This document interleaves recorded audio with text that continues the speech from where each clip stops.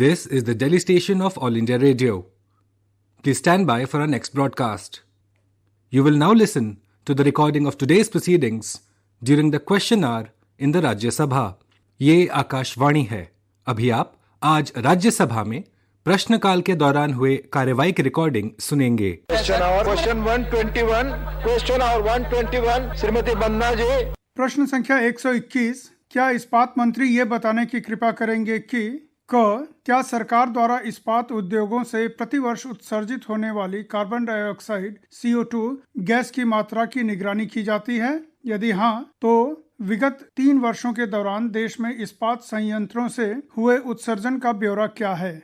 क्या सरकार इस उद्योग को डीकार्बोनाइज्ड स्टील अथवा ग्रीन स्टील में रूपांतरित करने को प्रोत्साहित कर रही है? यदि हाँ, तो उक्त अवधि के दौरान उठाए गए कदमों का वर्षवार ब्यौरा क्या है? और ग्रीन स्टील के बाजार का विस्तार करने संबंधी रणनीतियों का ब्यौरा क्या है? माननीय मंत्री जी क्वेश्चन 121 एक प्रति सवा पटल पर रख दिया गया.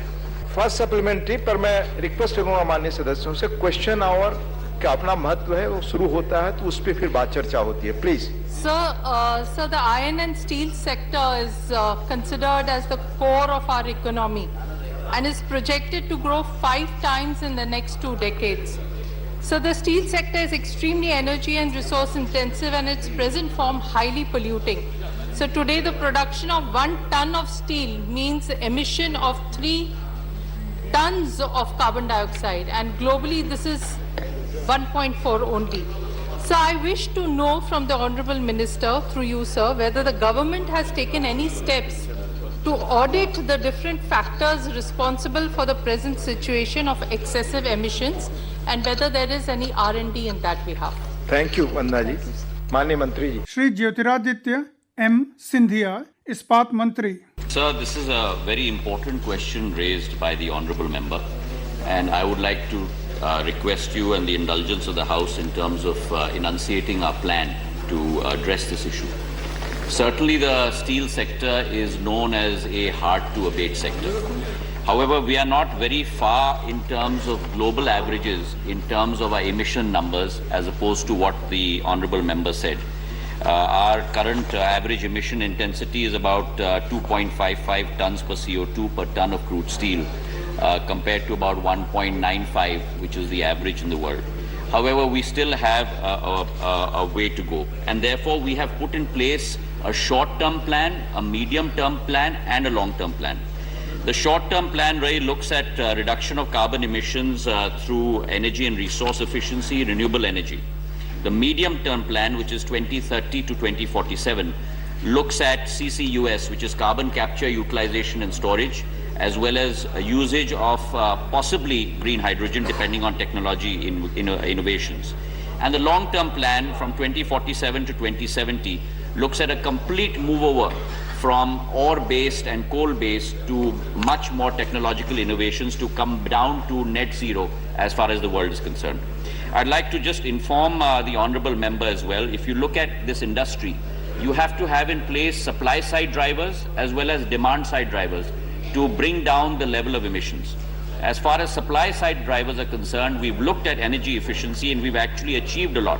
From 2005 to 2022, we have brought down emissions by almost 15%, and our target is to cut it by another 10% by 2030.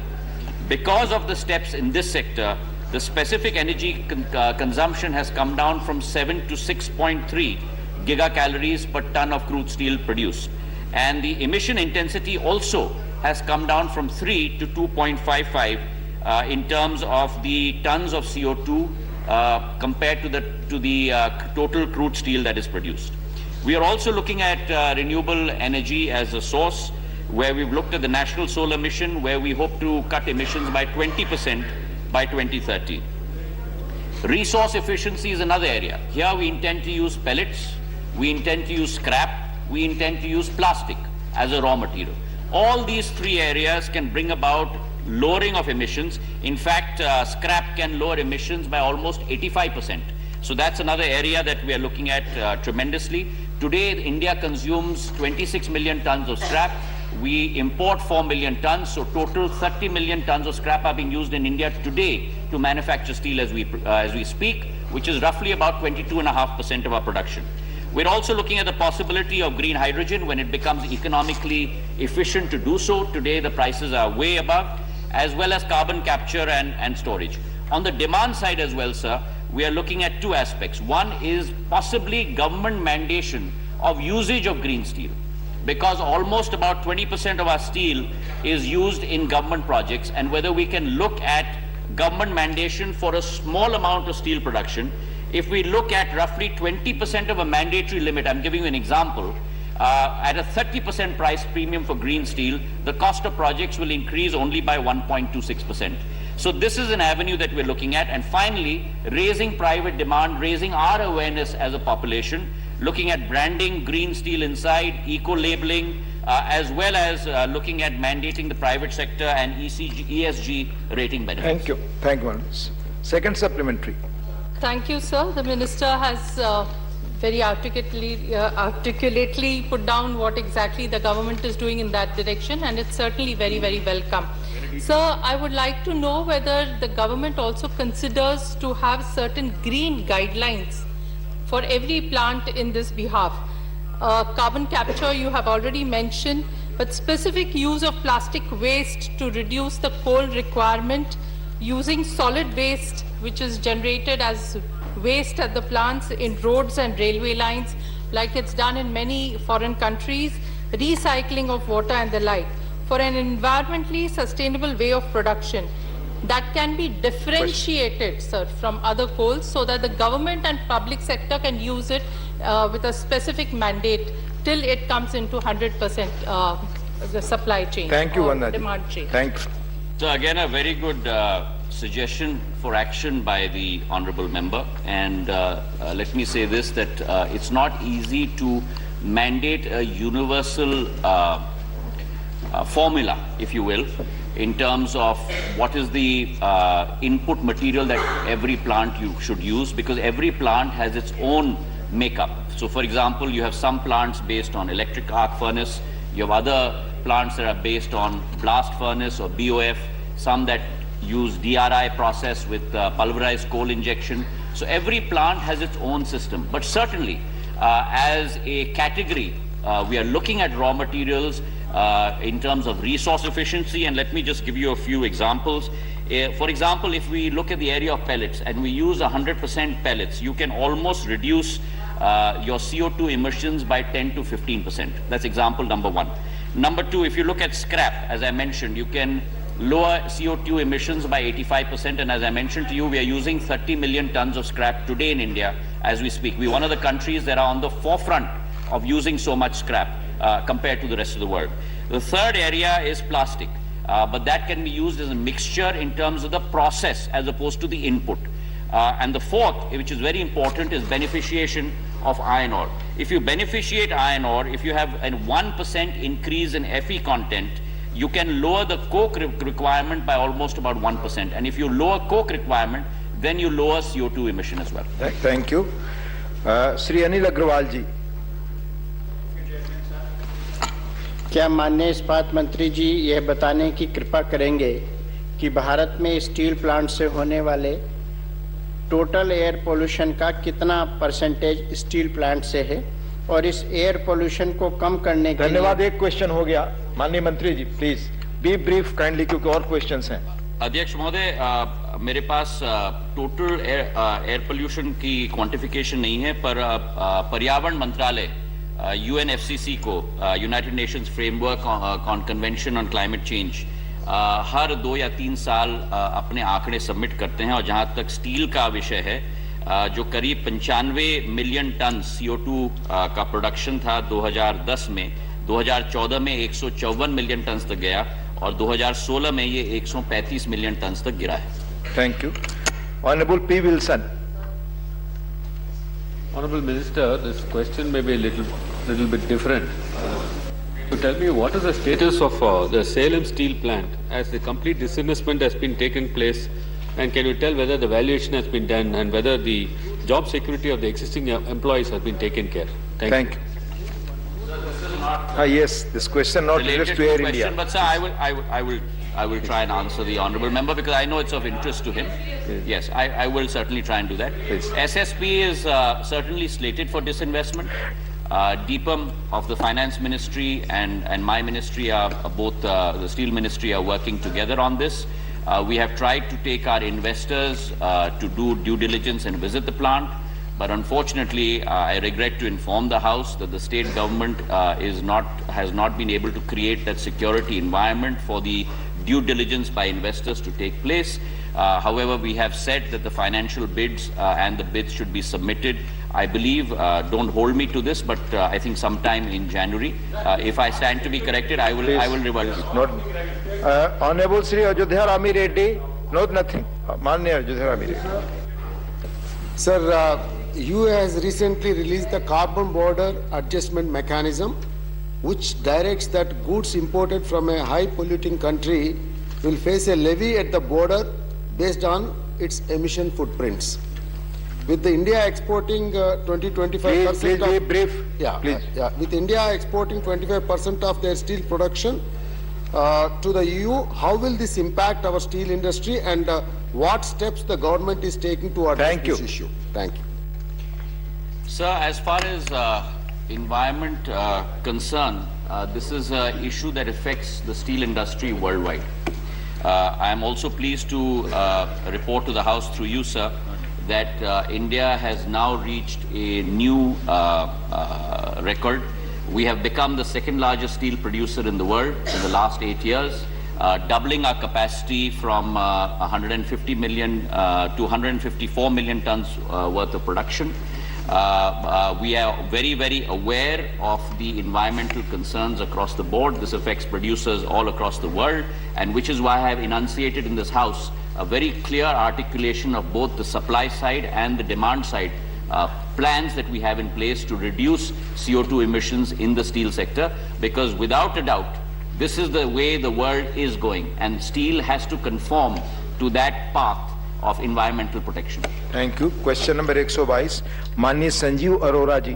प्रश्न संख्या 122, क्या नागर विमानन मंत्री ये बताने की कृपा करेंगे कि क्या उड़ानों की संख्या बढ़ाने के लिए भारत और कनाडा के बीच हाल ही में हुए समझौते में अमृतसर और चंडीगढ़ को छोड़ दिया गया है? यदि हाँ, तो इसके क्या कारण हैं? माननीय मंत्री जी. श्री ज्योतिरादित्य एम सिंधिया, नागरिक विमानन मंत्री. उत्तर सभा पटेल पर. फर्स्ट सप्लीमेंट्री, पहला सवाल.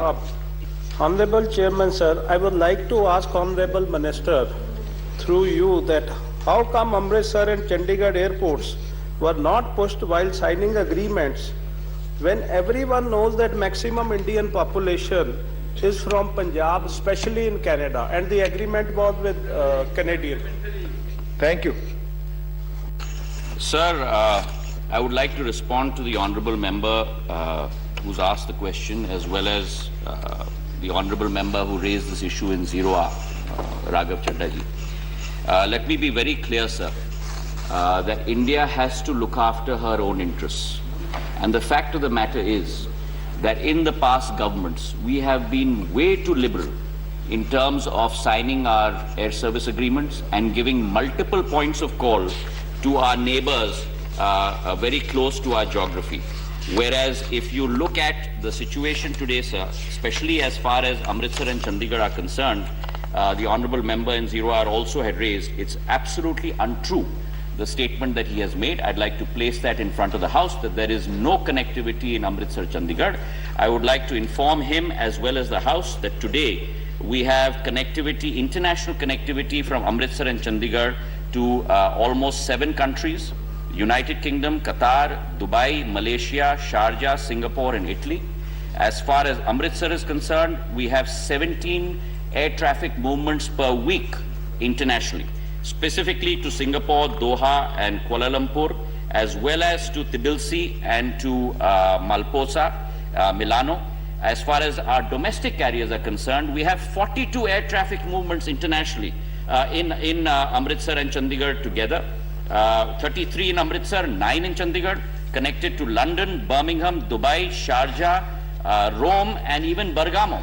So this is the length and breadth of wide connectivity Certainly, in our air service agreements, we only give connectivity to 6 metros in India because in response, we hardly get 1 or 2 points of call in those countries. So certainly, we cannot open up our country to them. We must also strengthen our Indian carriers, the concept of Atmanirbhar Bharat, and I'm very pleased to report to this House that now our Indian carriers are getting wide-bodied aircraft. We are going to go long haul. We are going to put our Indian flag across the world in terms of direct connectivity. And I have great confidence in our Indian carriers to be able to provide that service, and certainly Punjab will be a very key element of that. Thank you. Second supplementary, Mani Sanjeev ji. Sir, my question was particularly regarding Canada, but anyway, my second supplementary is, my question to Honorable Minister is, when will Udan flights start again to Punjab, which were stopped before COVID? Now, why this has connection with Canada? Thank you.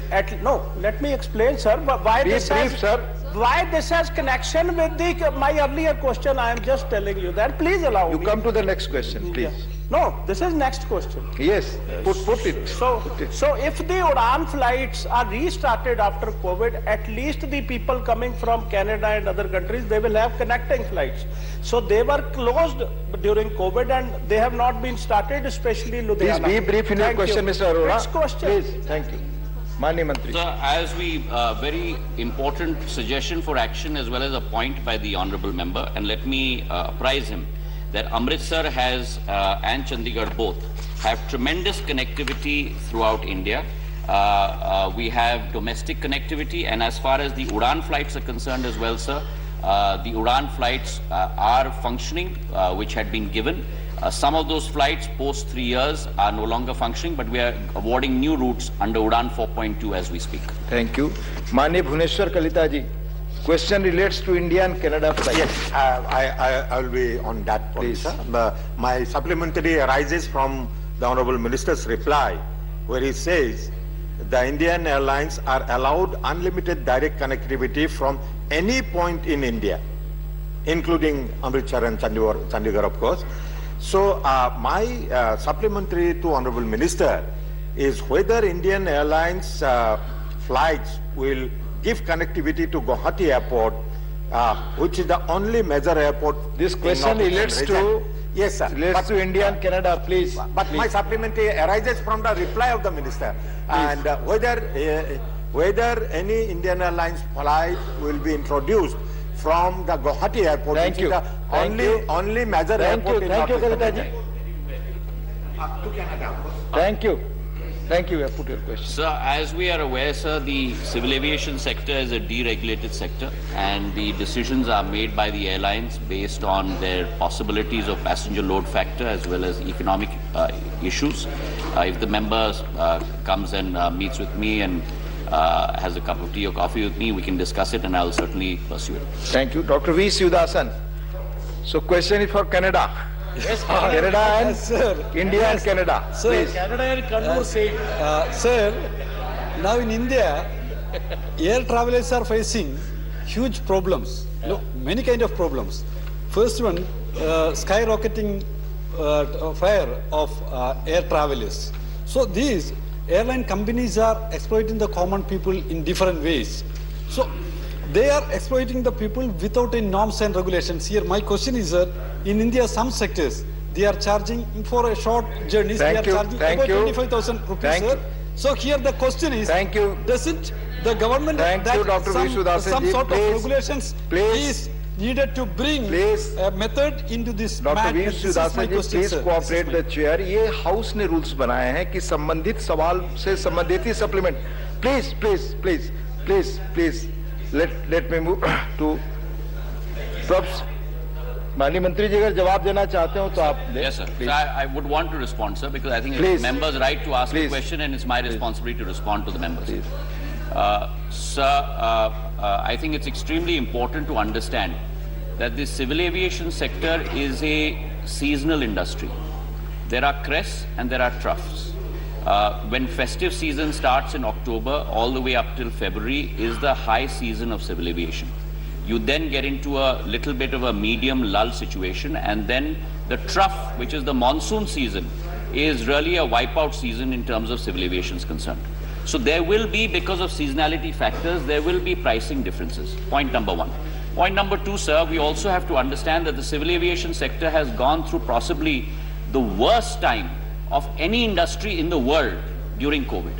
It was the only industry in which our planes were pretty much on the tarmac for almost 18 to 24 months. And the very fact that we've experienced a V-shaped recovery speaks great volumes of the resoluteness of our carriers and the capability to supply that service to our common man. ATF, which is a very important ingredient as a raw material, air turbine fuel, almost close to about 50% of a carrier's cost structure, has gone up from pre-COVID between 35,000 to 40,000 rupees a kiloliter to today's level of 1,17,000 rupees a kiloliter. So there's been almost a 2.5x jump in the main raw material in your cost structure, which comprises of almost 50%. That too has an effect on fares. And finally, sir, the civil aviation sector functions on what is called as a reservation bucket designator, RBDs, where if you book very far in advance, you will get very, very low fares. But as the plane keeps filling up, the fares certainly do go up, and that is an international practice that is followed all across the globe. Thank you. Professor Manoj Kumar Jha. Professor Manoj Kumar Jha. माननीय उपसभापति महोदय, मैं पहले ही माफी मांग लूं इससे पहले कि आप कहें। ये प्रश्न संबंधित है माननीय मंत्री जी की मौजूदगी से, सवाल से संबंधित नहीं है। मेरा आपके माध्यम से कहना, माननीय मंत्री जी, आजमगढ़ में एयरपोर्ट के विस्तारीकरण के क्रम में हजारों किसान अपनी जमीन ना देने के लिए 2.5-3 महीने से बैठे हुए हैं, उनके साथ कोई संवाद नहीं हुआ है। आप कोशिश करें संवाद हो और रिजॉल्व किया जाए। धन्यवाद। सुझाव है, माननीय मंत्री पर निर्भर करता है कि वो जवाब देना चाहे। अध्यक्ष महोदय, जरूर साहब आएंगे और हमसे मिलेंगे, हम जरूर बैठ के तहकीकात करेंगे। Thank you. क्वेश्चन नंबर 123, माननीय श्री धीरज प्रसाद साहू। प्रश्न संख्या 123, क्या इस्पात मंत्री ये बताने की कृपा करेंगे कि भारतीय इस्पात प्राधिकरण लिमिटेड सेल की सभी इकाइयों में प्रबंधन और गैर कार्यकारी कर्मचारियों के मध्य विभाजन तय करने में सम्मिलित समितियों का ब्यौरा क्या है? ख, समितियों के सदस्यों के चयन की प्रक्रिया क्या है? और ग, क्या ये सच है कि बोकारो इस्पात संयंत्र में यूनियनों को विश्वास में लिए बिना शिकायत निवारण समिति का गठन कर लिया गया है? यदि हाँ, तो तत्संबंधी ब्यौरा क्या है?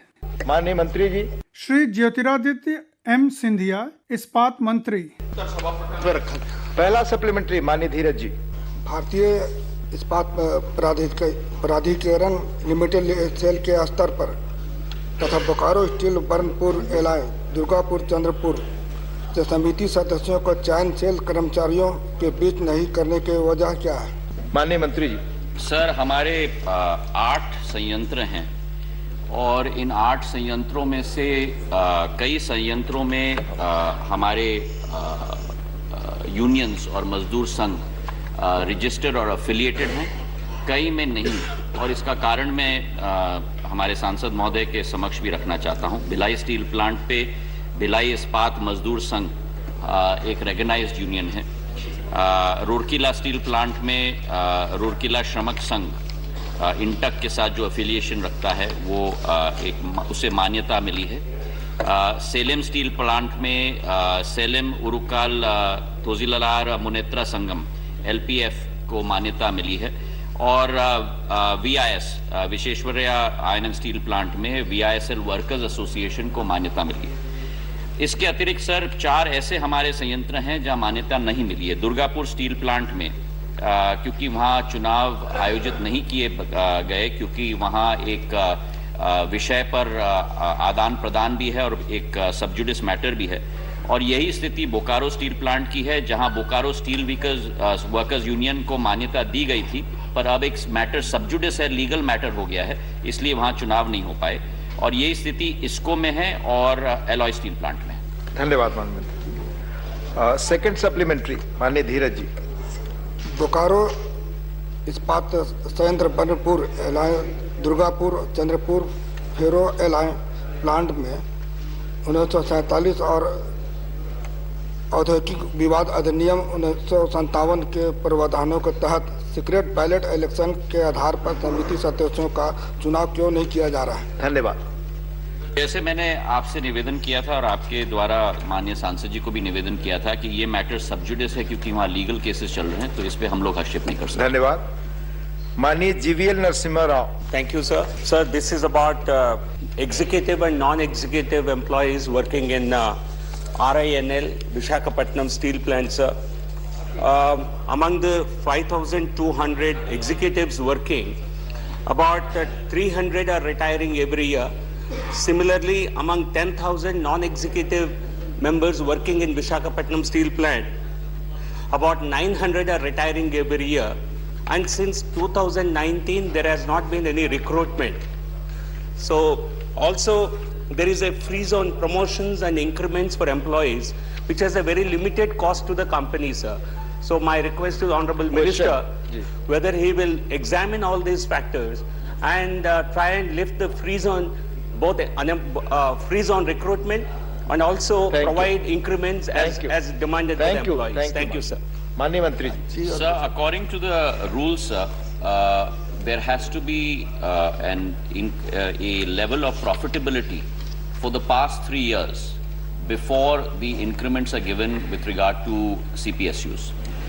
And this is the reason, as an example, I'd like to inform the honorable member, sir, that in the first 3 years, as far as SAIL is concerned, 14, 15, 15, 16 and 16, 17. Because of it was making losses, therefore that wage revision could not take place for executive or non-executive. In the last 3 years, SAIL has become a profit-making company, and therefore we have executed the wage revision, increase in wage revision, both for executive and non-executive employees. The question very clearly is on SAIL. We have put in place, as I mentioned, across all CPSUs. The current question is on SAIL.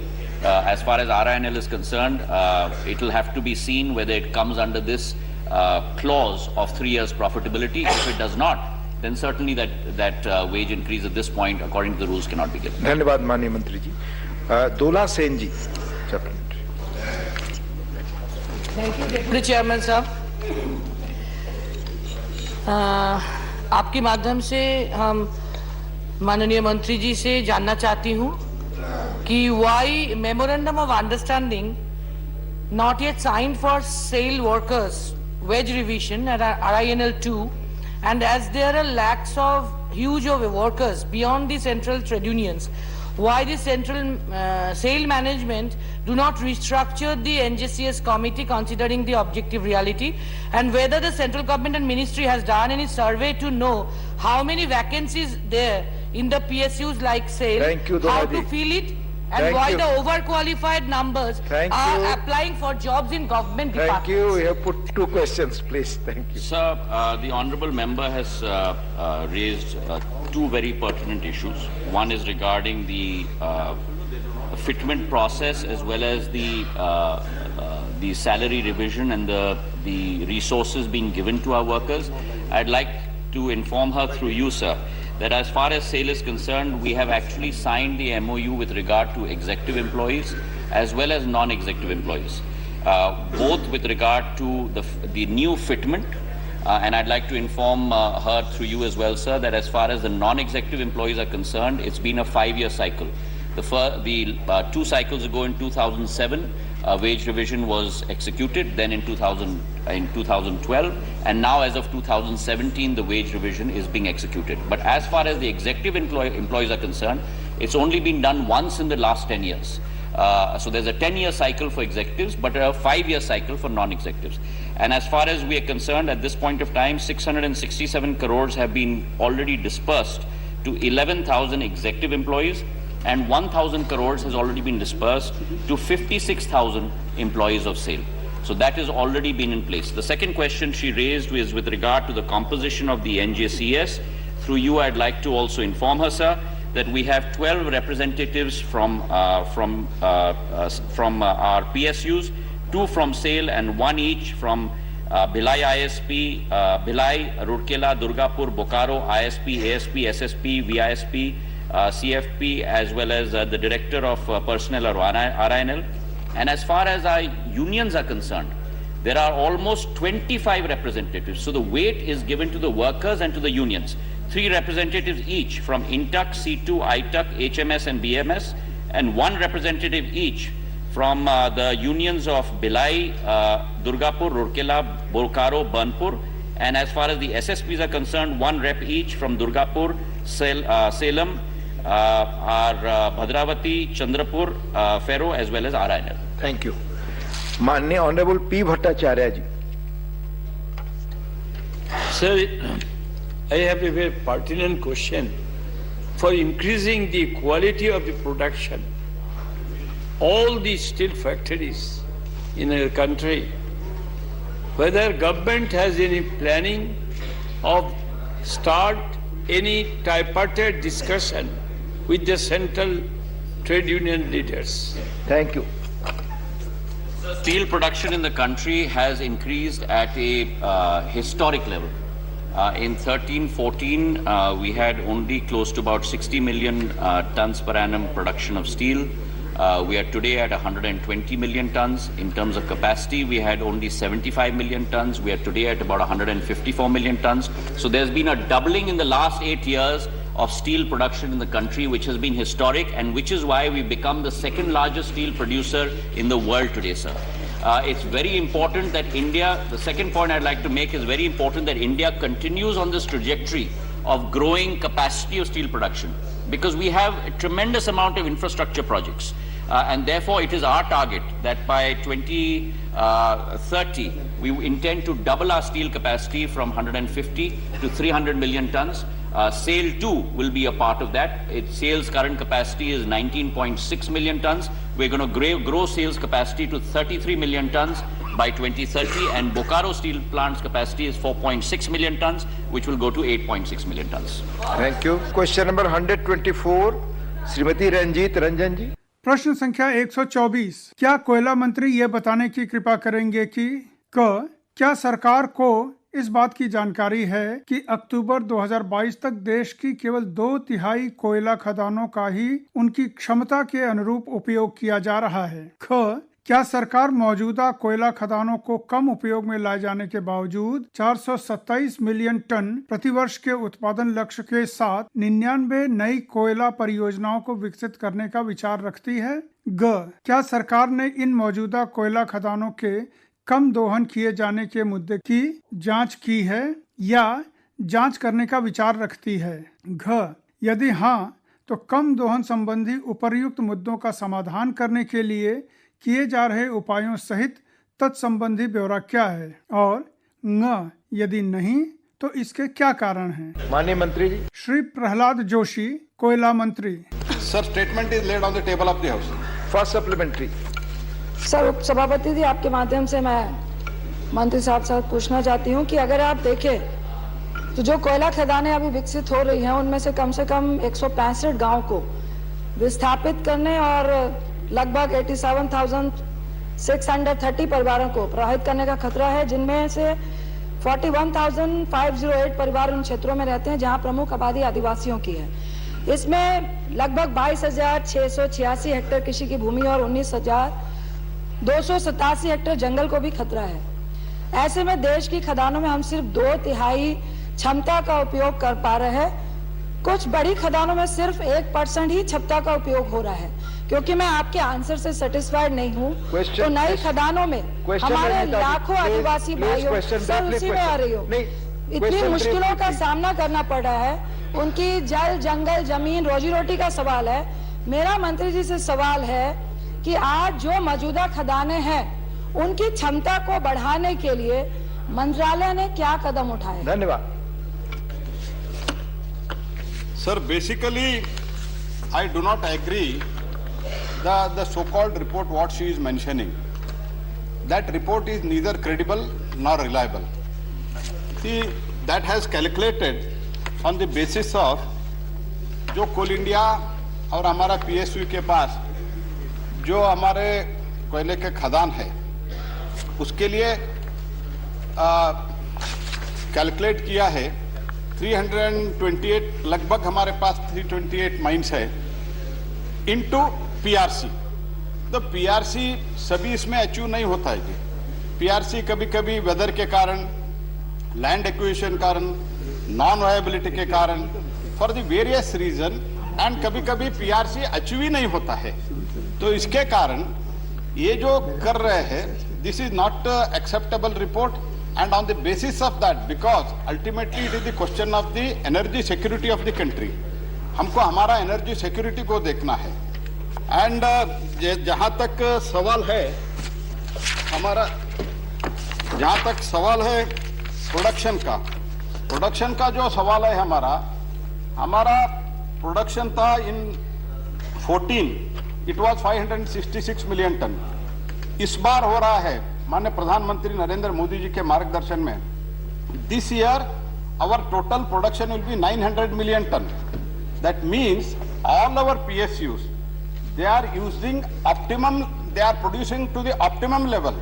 For example, Coal India average is around 85%, ACCL is around 90%, and Neyveli Lignite Corporation, where we have given them the coal mines also, and including lignite, there is almost nearly 100%.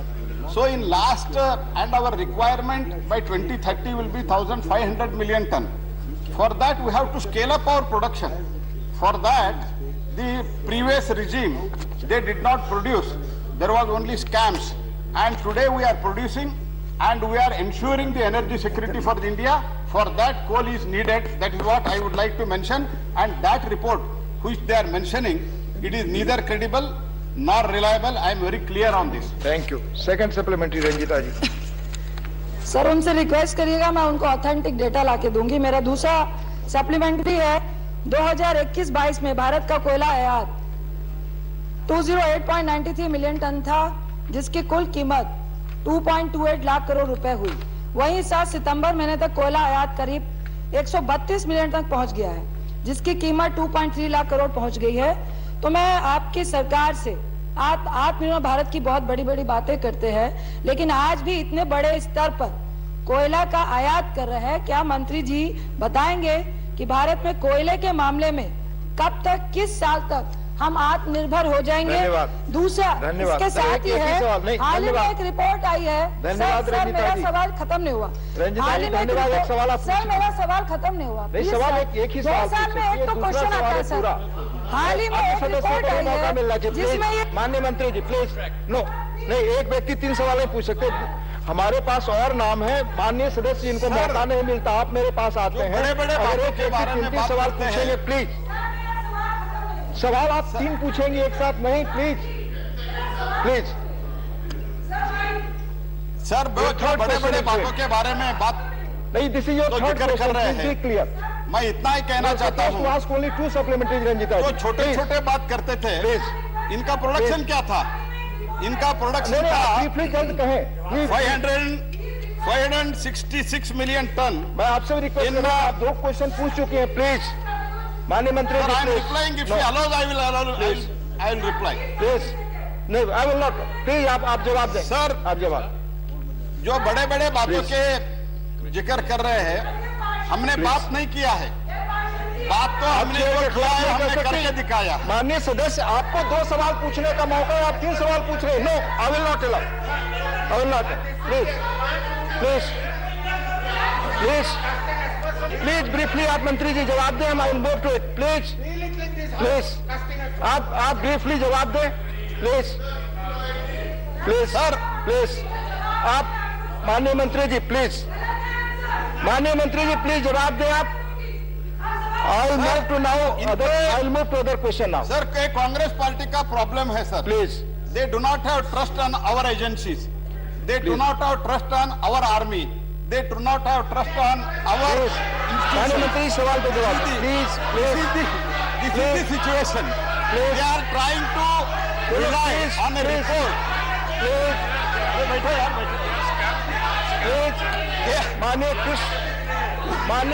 माननीय मंत्री ji please. जो एक विदेशी संस्था,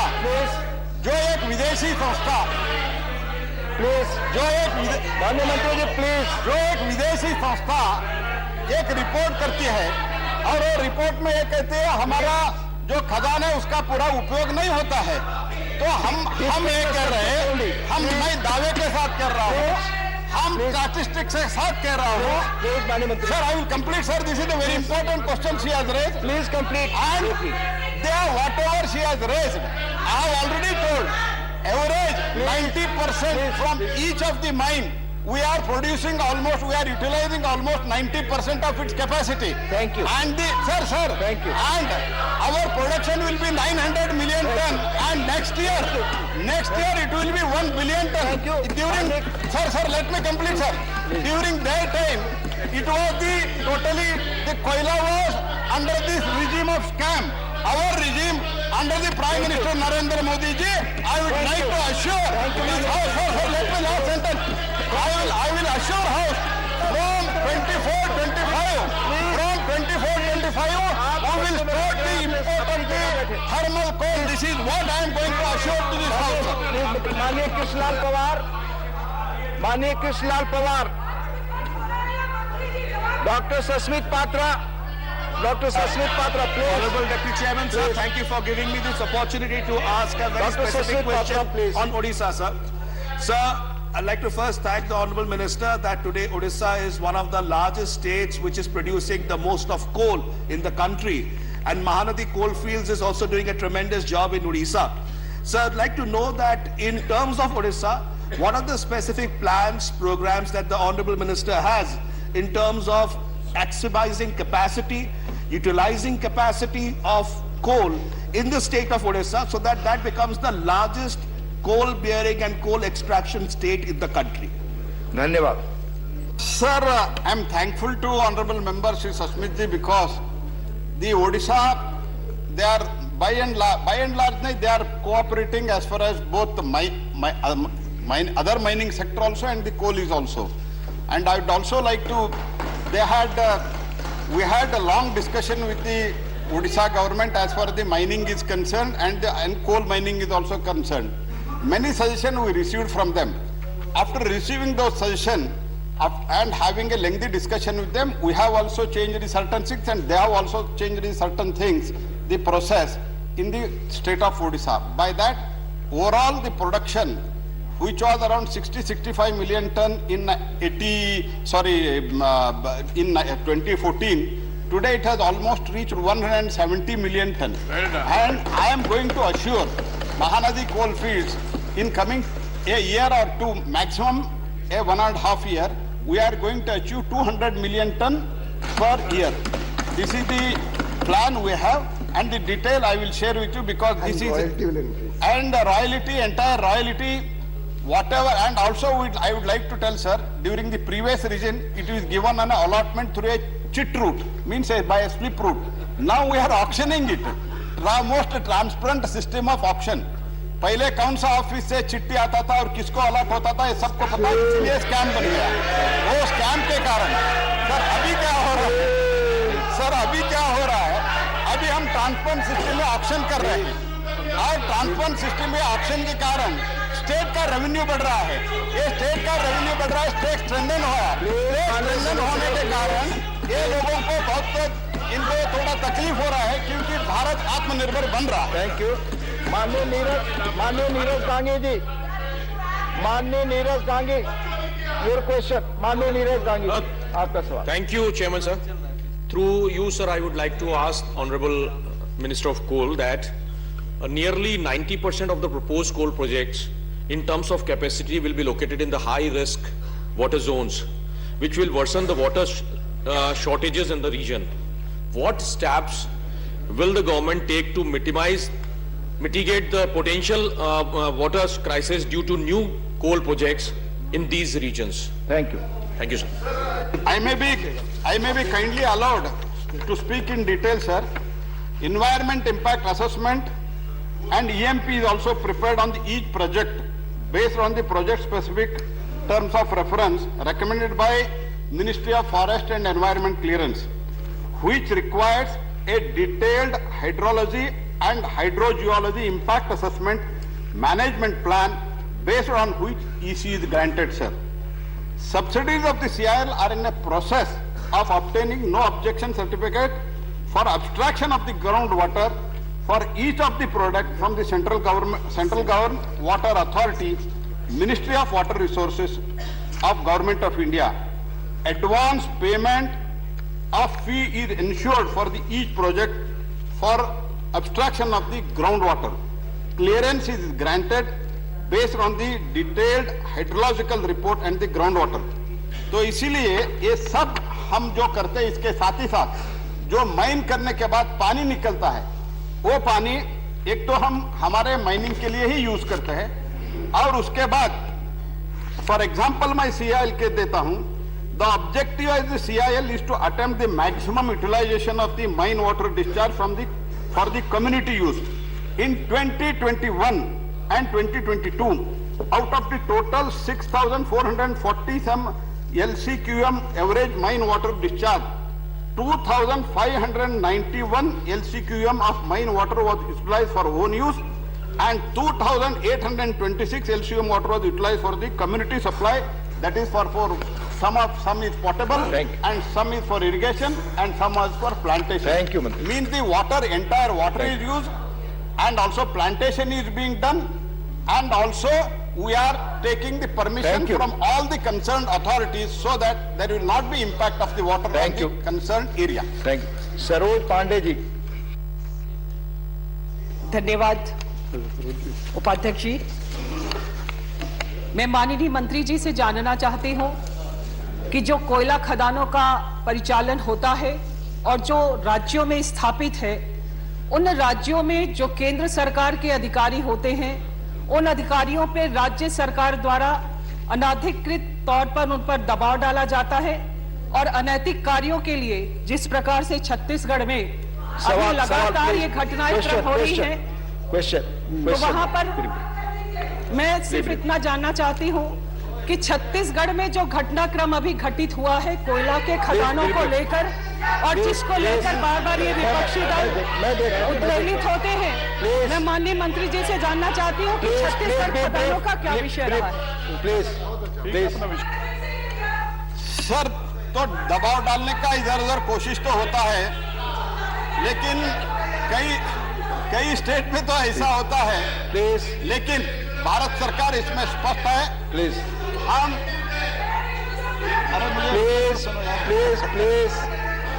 please तो लेकिन मंत्री जी आपकी बात भी ऐसे कंप्लेंट आता है, भारत सरकार इसके एकदम सख्तता से कार्रवाई करते हैं. इसके साथ ही साथ मैं ये कहना चाहता हूं, द टोटल जो सिर्फ हमारे PSU के साथ था कोयला प्रोडक्शन, उसके कारण हमारा total production not even it was sufficient for the 50% of the requirement. Now, because we have completely stopped, the scam regime has been totally stopped. तो ये scam regime बंद होने के कारण टोटल हम ट्रांसपेरेंट सिस्टम से ऑक्शन करके private लोगों को लाके, प्राइवेट लोगों को भी इसमें इन्वॉल्व करके देश का जो नीड है, एनर्जी रिक्वायरमेंट है, कोयला का रिक्वायरमेंट हम पूरा करने जा रहे हैं. इसीलिए Narendra Modi government which believes in transparency, and we believe in that, and we are committed to that. Thank you. Question number 125, Honorable P. Shri Santosh Kumar P. प्रश्न संख्या 125. क्या नागर विमानन मंत्री ये बताने की कृपा करेंगे कि क्या सरकार ने कन्नूर और कालीकट विमानपत्तनों की अवसंरचना के विकास के लिए कोई कदम उठाया है? क्या सरकार ने क्षेत्रीय संपर्क योजना RCES के अंतर्गत कन्नूर और कालीकट विमानपत्तनों को शामिल किया है? और यदि हाँ, तो अन्य शहरों के साथ हवाई संपर्क स्थापित करने के लिए प्रस्तावित योजना का ब्यौरा क्या है? माननीय मंत्री जी. श्री ज्योतिरादित्य M. सिंधिया, नागर विमानन मंत्री. Table, sir. First supplementary. Sir, there are around 40% of the Hajj pilgrims are from northern side of Kerala only. So the government of Kerala already demanded to make it a Hajj embarkation center. And you might be knowing that there are 8 members of parliament from the same district, including the minister who is sitting next to you. So my question is that will it be operational by 2023? I mean the Hajj embarkation center in Kannur airports. Thank you. Sir, as far as the Hajj embarkation is concerned, sir, we are not the nodal ministry. The nodal ministry is the Ministry of Minority Affairs. Based on the decision that the Ministry of Minority Affairs takes with regard to Hajj embarkation points, that decision is notified to us, and we are only the the operational side in terms of providing the necessary processes. If the honourable member can certainly raise this issue with the Minority Affairs, and if he so likes, I can also pass it on from his side to the Ministry of Minority Affairs. Thank you. Second supplementary. So as it is described now, there is a detailed picture of the Kannur airport. So I would like to ask you one question.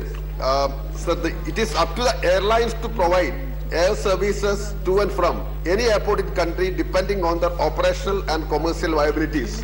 So this means now airfares are being determined by the companies. Now the operations are also being decided by the companies. So this will lead to total catastrophe. All these airports have spent crores of rupees, and if the government is not going to intervene in this issue, this will be a serious loss to the nation. So I request you to change the policy. Is there any chance of changing your policy? Thank you. So the whole concept of deregulating a sector means you allow for market forces to decide. Now, the honourable member is asking the question whether we need to re-regulate a sector that we have deregulated. I certainly believe, sir, that the airlines are providing a yeoman service in terms of contributing to the transportation sector in our country. I can very well understand the honourable member's concern with regard to connectivity, and I would like to apprise him that as far as Calicut is concerned, we have 332 air traffic international movements to almost 14 cities. As far as Kochi is concerned, we have 564 air traffic movements per week to 16 cities. As far as Kannur is concerned, we have 130 air traffic movements to almost 11 cities. Thiruvananthapuram, we have 220 air traffic movements per week to almost 13 cities. Thank you. Please. Ram भाई मुकेरिया, ये सवाल सिर्फ कन्नौर Calicut airport का है, इससे आपका संबंधित सवाल है? बंदर का है। प्लीज नहीं, तो मुझे अगले सवाल पे जाने दीजिए क्योंकि बहुत धीमी गति से बढ़ रहे हैं। Please, doctor Ashok Kumar Mittal. Airports के ऑपरेशंस पर नहीं, आपका सवाल कन्नौर कालीकट एयरपोर्ट से संबंधित है? नहीं, हमारा एक आदमपुर पंजाब में एयरपोर्ट है और उसमें से 4 बंद पड़ी हुई है। उसमें से 4 बंद। No please let me. Sir, इसके उत्तर में उड़ान और रीजनल कनेक्टिविटी स्कीम का जिक्र किया गया है, तो उससे संबंधित आपका कन्नौर कालीकट से जुड़ा सवाल है तो मैं मौका देने को तैयार। हरियाणा के एयरपोर्ट से जुड़ा। तो प्लीज बैठे। क्वेश्चन नंबर 126, श्रीमती ममता मोहंता।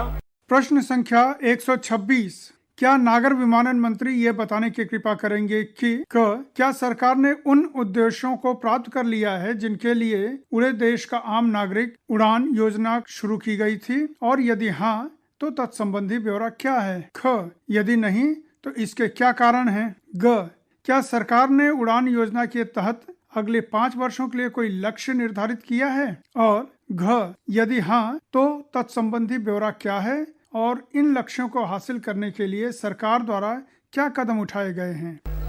माननीय मंत्री जी। श्री ज्योतिरादित्य एम सिंधिया, नागर विमानन मंत्री। First supplementary.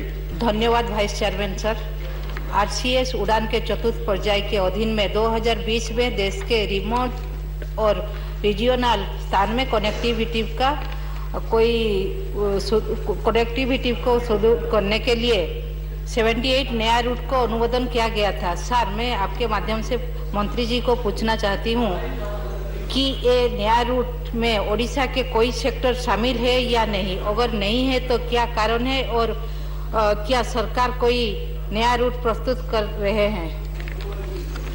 थैंक सर, जहाँ तक उड़ीसा की बात है sir, we have 22 operationalised routes वर्तमान में, और हम लोगों की कोशिश है कि आने वाले समय में 16 ऐसे रूट्स हैं जिसमें से 14 रूट्स में हमारे 2 एयरपोर्ट अभी जल्द तैयार होने वाले हैं, और 2 रूट्स के लिए एयरलाइन अभी वो रूट्स चला नहीं पा रही है। लेकिन हमारी कोशिश है कि आने वाले अवधि में भी उड़ान 4.2 के तहत 184 रूट्स हम लोग ने अधिक दिए हैं, जिसमें से करीब 16 हेलीकॉप्टर रूट्स हैं, 50 हमारे सी प्लेन रूट्स हैं और करीब 119 हमारे फिक्स्ड विंग के रूट्स हैं। और आने वाले समय में भी उड़ीसा को हम लोग प्राथमिकता जरूर देंगे। धन्यवाद। Second supplementary. सी उड़ान योजना के अंतर्गत कितने एयरपोर्ट कवर हुआ है? क्या इस योजना का और विस्तार करने का कोई योजना है? अगर है तो कौन सी राज्यों के कितने ट्राइबल जिला में इस योजना को लाभान्वित करेंगे? सर, उड़ान योजना एक बहुत महत्वाकांक्षी योजना है भारत सरकार की और प्रधानमंत्री की महत्वाकांक्षी योजना है कि उड़े देश का आम नागरिक। और इसी योजना के तहत पिछले 6 वर्षों में 2016 में इसकी शुरुआत हुई। करीब 2,15,00,000 नए फ्लाइट्स उड़े हैं सर। और इसके साथ 1,15,00,000 लोग जिन्होंने कभी भी प्लेन में सफर नहीं किया हो, केवल खेत में खड़े होकर प्लेन को देखा हो, ऐसे लोगों ने सफर किया है सर। तो ये उड़ान योजना की महत्वपूर्णता है देश की विकास और प्रगति में। और 11 एयरलाइंस इसके भाग हैं, जिसमें से 3 नए स्टार्टअप्स भी हैं। 70 नए एयरपोर्ट बने हैं सर, ऐसे जगह में जहां एयरपोर्ट द्वितीय विश्व युद्ध के बाद पूर्ण रूप से मिटाए गए थे, वहां एयरपोर्ट स्थापित हुए हैं। चाहे वो दरभंगा हो, रूपसी हो, किशनगढ़ हो, अनेक ऐसे स्थान हैं जहां 15,000 से 2.5 लाख से 3.5 लाख यात्री प्रति वर्ष आज उन एयरपोर्ट से सफर कर रहे हैं। और आने वाले सालों में जो 70 एयरपोर्ट्स हमारे बने हैं, उसके अतिरिक्त हम लोग 68 नए एयरपोर्ट्स बनाने जा रहे हैं 2024 के अंत तक, ताकि एक विस्तृतीकरण नागर विमानन का क्षेत्र का हो और एक गहराईकरण भी नागर विमानन क्षेत्र का हो। रजनी पाटिल जी। सर, उड़ान स्कीम के अंतर्गत अभी मंत्री महोदय ने सब जानकारी दी थी। मैं आपके द्वारा पूछना चाहती हूँ कि टियर 2 और टियर 3 शहरों में जहाँ पर ऑलरेडी एयरपोर्ट्स मौजूद है, जैसे कि हमारे महाराष्ट्र में नांदेड़, वहां पे 2-3 साल से हवाई सेवा चालू नहीं है। तो जो जहाँ पे लागत गवर्नमेंट की लगी है, पैसा लगा है सरकार का, वो तो बंद है और हम नए शुरू करने की कोशिश कर रहे हैं। तो क्या इसके लिए सरकार कुछ करेगी? धन्यवाद। नांदेड़ में हमने फ्लाइट कनेक्टिविटी की शुरुआत की थी, लेकिन दुर्भाग्यपूर्ण वो एयरलाइन ने वो रूट बंद कर दिया है। हमारी कोशिश है और आने वाले उड़ान 5.0 में भी हम नांदेड़ को जरूर प्राथमिकता देंगे, क्योंकि नांदेड़ एक ऐतिहासिक स्थान है, केवल महाराष्ट्र के दृष्टिकोण से नहीं लेकिन राष्ट्र के दृष्टिकोण से हमारे सिख समाज के लिए भी एक बहुत महत्वपूर्ण स्थान है और प्राथमिकता हम जरूर देंगे, ये विश्वास में। धन्यवाद। श्रीमती कांता करदम जी। धन्यवाद सर, मैं आपके माध्यम से पूछना चाहती हूँ, माननीय मंत्री जी से पूछना चाहती हूँ कि क्या इस योजना के तहत चालू हवाई अड्डों की संख्या में वृद्धि हुई है तथा उड़ान तहत प्रचालित RCS मार्गों एक सवाल पूछ और चुकी हैं हवाई कांता अड्डों जी, का एक सवाल हो चुका आपका, सहित प्लीज राज्यभर विवरण क्या है? प्लीज धन्यवाद एक ही सर। सवाल। माननीय मंत्री। अध्यक्ष महोदय, एक बहुत महत्वपूर्ण सवाल है। हमारे भारतवर्ष में 2013-14 तक केवल 74 हवाई अड्डे स्थापित थे और इन 8 वर्षों में प्रधानमंत्री जी की प्राथमिकता के आधार पर आज 71 नए हवाई अड्डे, वाटर एयरड्रोम और सी ड्रोम हमारे स्थापित हो गए, 145 स्थापित हो गए। और सदन को मैं विश्वास दिलाना चाहता हूं कि आने वाले 5-6 सालों में जो ये 74 से हमारी सफर रही है 145 तक, ये सफर जारी रहेगी और 200 का आंकड़ा हम लोग पार करेंगे, ये विश्वास मैं आपको दिलाना चाहता हूं। और इसी के साथ जहां हम लोगों के प्लेन की फ्लीट की बात है, जो केवल 400 तक सीमित थी 2013-14 पे, वो आज 700 पर आ गई है और हर वर्ष 100 से 125 प्लेन्स की एक्विजिशन होगी और आने वाले 5 साल के अंदर 1200 के आंकड़ों को भी हम लोग पार करेंगे, ये विश्वास है। धन्यवाद। माननीय इमरान प्रतापगढ़ी। माननीय इमरान प्रतापगढ़ी। सर, मेरा आपके माध्यम से माननीय मंत्री जी से मेरा प्रश्न है कि सरकार का नारा था कि चप्पल पहनने वाला व्यक्ति भी जो है वो हवाई जहाज का सफर करेगा।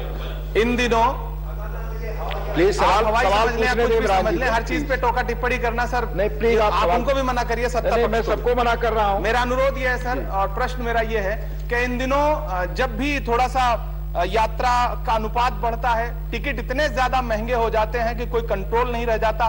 5,000 का टिकट 20-20, 25-25 हजार तक में बिकता है। तो क्या माननीय मंत्री जी के पास इस तरह का कोई इसको लेकर के उपाय है प्राइवेट एयरलाइंस को कंट्रोल करने का, कि कम से कम टिकट जो है वो सस्ता रह सके और आम यात्री जो है वो हवाई जहाज का सफर कर सके? सर, मैं सांसद महोदय को सूचित करना चाहूंगा आपके द्वारा कि शायद इनके वायर्स क्रॉस्ड हो गए हैं। ये मिक्सअप कर रहे हैं उड़ान योजना और साधारण टिकटों के आधार पर। उड़ान योजना के तहत वायबिलिटी गैप फंडिंग के मैकेनिज्म के तहत सस्ते टिकट दिए जाते हैं ताकि उस रूट को हम लोग वायबल कर पाए, और उसी के आधार पर 1 करोड़ 10 लाख लोग इस देश में हवाई सफर कर पाए हैं सर, जिन्होंने कभी भी कल्पना नहीं की थी। तो जहां तवज्जो दिया जाना चाहिए मैं निवेदन करूंगा सांसद महोदय को, तवज्जो देनी चाहिए उनको। जहां तक उन्होंने विषय उठाया है कि टिकट के दाम बढ़े हैं, बिल्कुल सही कहा है इन्होंने, और इसका विस्तृत उत्तर मैंने पहले प्रश्न में कहा था कि हमारे सेक्टर में प्राथमिकता से 2 फैक्टर होती हैं। एक सीजनैलिटी की फैक्टर होती है, एक लीन सीजन होता है जहां टिकट के दाम कम होते हैं, एक हाई सीजन होता है जहां टिकट के दाम बढ़ जाते हैं। और ये केवल भारत में नहीं है, ये विश्व स्तर पे ये स्थिति होती है, और आज हम लोग वो हाई सीजन में चल रहे हैं, नंबर 1। नंबर 2, एक डेजिग्नेटेड बकेट्स होते हैं टिकट की।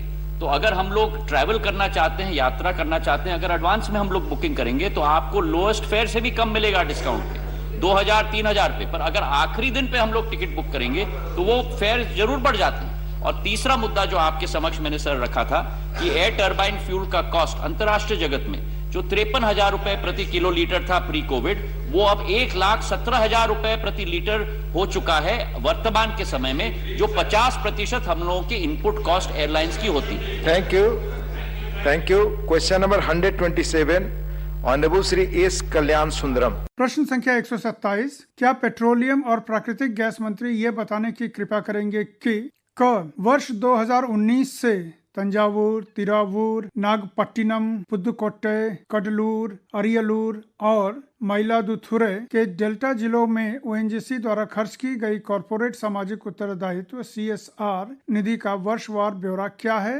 और क्या सरकार के पास डेल्टा जिलों में CSR परियोजनाओं के चयन के लिए कोई उचित निगरानी समिति है, और यदि हाँ तो तत्संबंधी ब्यौरा क्या है? माननीय मंत्री जी। डॉक्टर हरदीप सिंह पुरी, पेट्रोलियम और प्राकृतिक गैस मंत्री। Sir, a statement is laid on the table of the House, sir.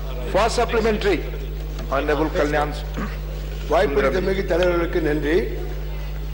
Thanjai மாவட்டத்தில் ONGC நிறுவனம் கல்வி மற்றும் கல்வி சார்ந்த பணிகளுக்கு மருத்துவம்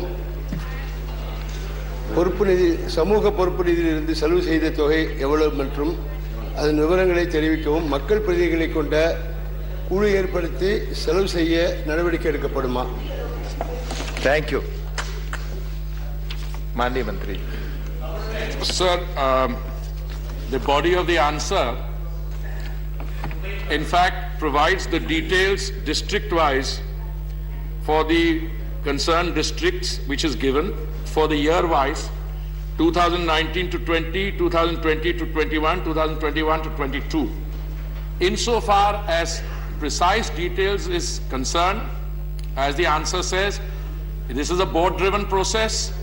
Each corporate entity is mandated to spend at least 2%, up to 2% of its net worth, net profit in a given year for identified areas such as, which are again listed here, Mr. Deputy Speaker, sir, on health, which includes nutrition, sanitation, drinking water, education, skill development, rural development, women's empowerment, environmental oriented initiatives, care for the elderly. And these details are also, as we have mentioned, onloaded onto the MCA portal. All the details are there. But as I said, if still some detail is required, this is a board-driven process. I'd be very happy to sit with the honourable member and go over those details. And I have no doubt that the honourable member already has the details, but I'll be able to supplement them if at all necessary. Thank you. Second supplementary, please be brief. Second supplementary, please. Sir, இந்த ஆண்டுதோறும் அதுக்கு ஒதுக்கப்பட்ட நிதி எவ்வளவு? அந்த ஒதுக்கிலிருந்து நாடாளுமன்ற Please, honourable members, House stands adjourned till 2 p.m. अभी आप आज राज्यसभा में प्रश्नकाल के दौरान हुए कार्यवाही की रिकॉर्डिंग सुन रहे थे। You were listening to the recording of today's proceedings during the question hour in the Rajya Sabha. This broadcast came to you from the Delhi station of All India Radio.